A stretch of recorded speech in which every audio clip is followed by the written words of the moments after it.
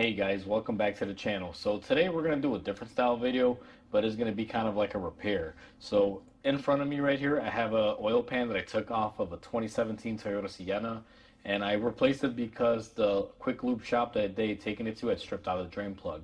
However, I saved the pan just so I can make this video. I've shown you guys how to replace a lot of pans in a lot of videos, but I've never actually showed you how to prep a pan that you're going to be reusing. So in this case, we took this pan off the car. It was previously glued on there with silicone. And I'm going to show you guys the steps and what it takes to basically clean everything off here and go ahead and get this prepped and ready if you were, let's say, removing it to replace something like your oil strainer or your oil pump, and then you have to reuse it and reseal it. So let's go ahead, get the camera zoomed in on this, and we're going to go ahead and get that started. But before we do, if you guys haven't subscribed, go ahead and hit the subscribe button down below. It'll definitely help the channel grow. So let's go ahead and begin. So I have you guys positioned on the oil pan.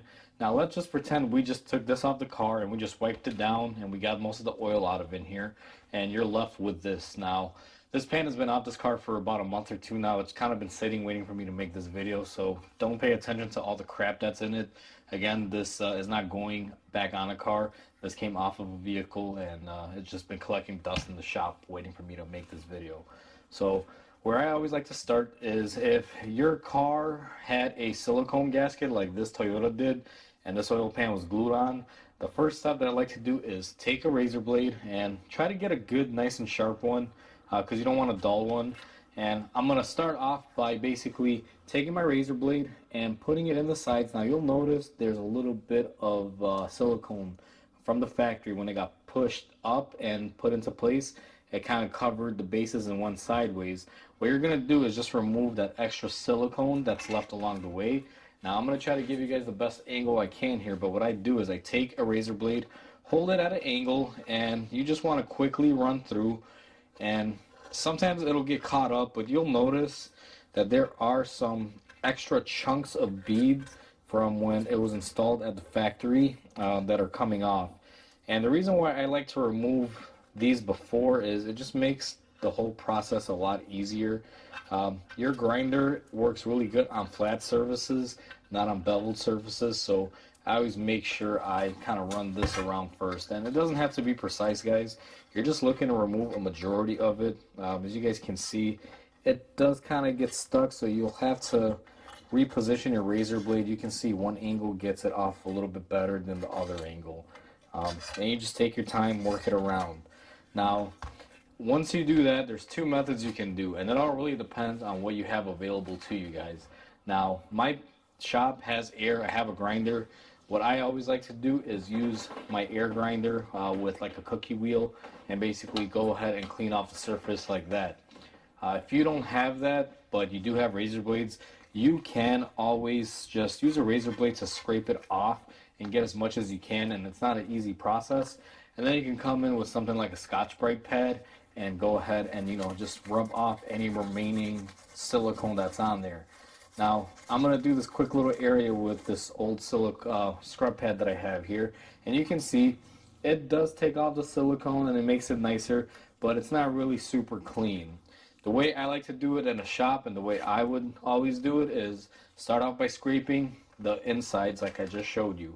Once you finish with that process, what I like to do is take my wheel and we're going to go ahead and grind this down. Now I'm going to show you guys a quick snippet on here, and then I'm going to go ahead and put this in a fast forward mode and show you guys the rest.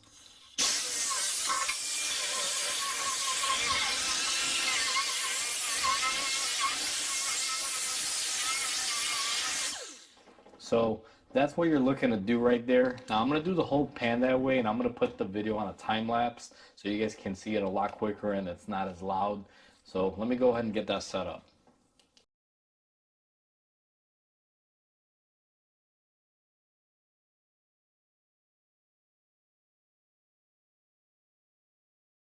So in the time lapse, you basically saw me grind on the pan. Now, one thing you will notice, a bunch of stuff has flown all over, and you're gonna need to clean this out. Now, what I like to do typically is I'll take it over to the garbage can, and I'm gonna dump out any like big pieces like these from the silicone that basically have made their way inside the pan.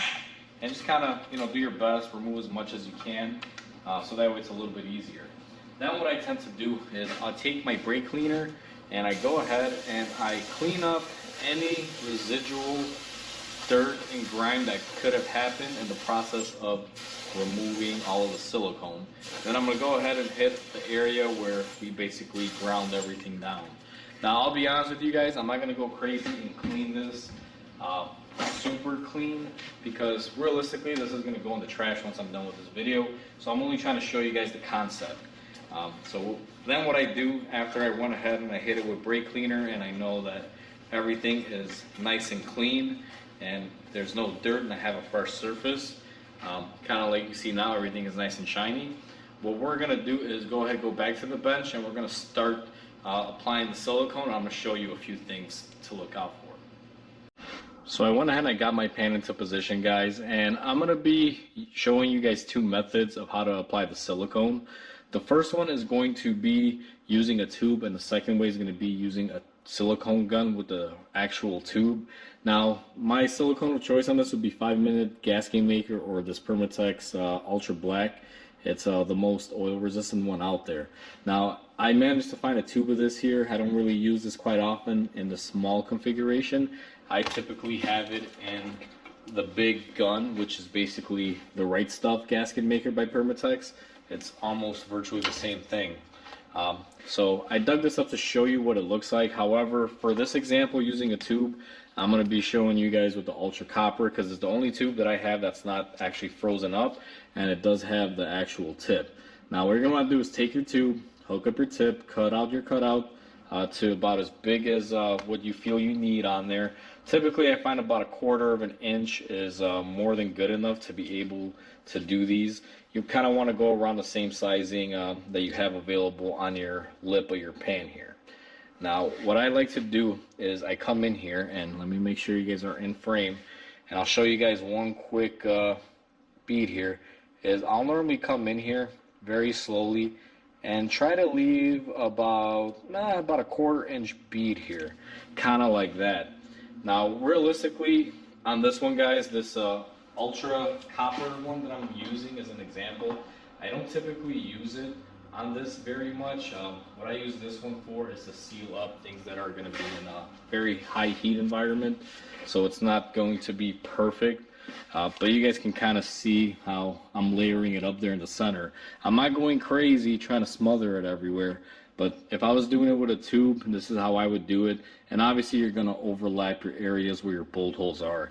And one other trick that I always like to do too, depending on how thick you make it, I would normally come in here and just kind of jostle it around, make it nice and uniform. Something like that. Again, you're leaving enough on the surface and you're making it nice and easy to seal up. Manufacturers don't go crazy and seal these up with a bunch of silicone. Believe it or not, they actually use a very small bead, kind of like a 5mm bead or a 4mm bead. And what happens is when you have that small bead, as you push the pan onto the block, it'll actually spread itself out. So for those of you that right now are looking at this video saying, hey Mike, that's a very thin bead you just spread there.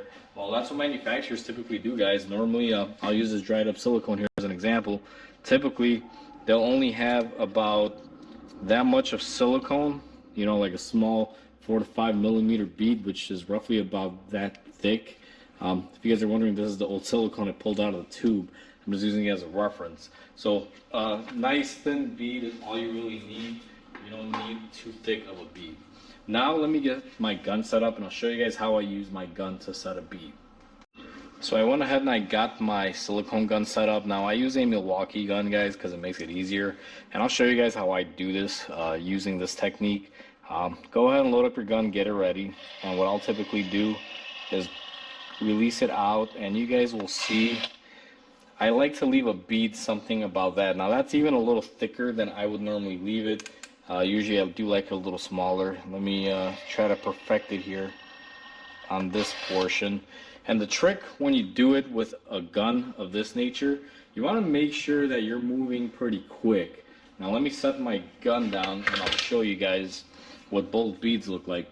You guys can kind of see this one is a little bit extra fat, I guess you can say, or extra wide. You want to leave something more like that. That's like a 1/4 inch bead. I always find that a 1/4 inch bead will give you maximum performance, simply because what I'll do now is I'll kind of show you an example. We are zoomed in. Imagine my finger is the engine block, and you go ahead and you press it in there. You will see how it becomes uniform. Now I'm going to go ahead and lift up my finger. You can see how the silicone has spread out. If you have something too thick, like this one for example, even though this one's not that thick, what you'll notice is that it's smearing a lot outward, and as you lift up, you're actually getting more inside of the oil pan, as you guys can see there. So something like this bead, which is about a 1/4 inch to about a 5 or 6 millimeter, is ideal for doing this. Now once you lay your silicone on here, guys, and you've kind of gone around the whole pan, what I like to do with the bolt holes is I'll kind of go 2 ways on them. I'll actually silicone, and let me use my little pocket screwdriver here to show you. I'll start here, go all the way down, silicone this portion, and then kind of loop it, and just kind of do that. You want to make sure you go around the bolt holes. It's majorly more concerning to go on the outer perimeter than on the inner perimeter, but I like to see it as if I put some here and some there, I got coverage on the inside of the pan and the outside. Most people will just kind of run it towards the outside, because if oil comes all the way up to here, it's not going to make its way out.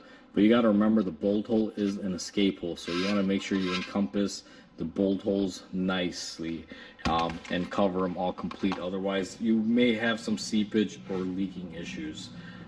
And that's pretty much the gist of cleaning up an oil pan and getting it ready to silicone, guys. Now, I don't have a car here to show you how it gets bolted up and everything. I do have the other video for that, but I just want to go over a few little steps and a little techniques and things that can help you guys out when you're doing this, so that way if you attempt it for the first time, you're not messing up and then you have to pull your pan back down and clean everything up.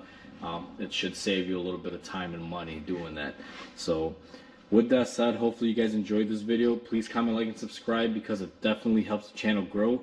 I hope you guys have a wonderful day, and I'll catch you guys on the next repair.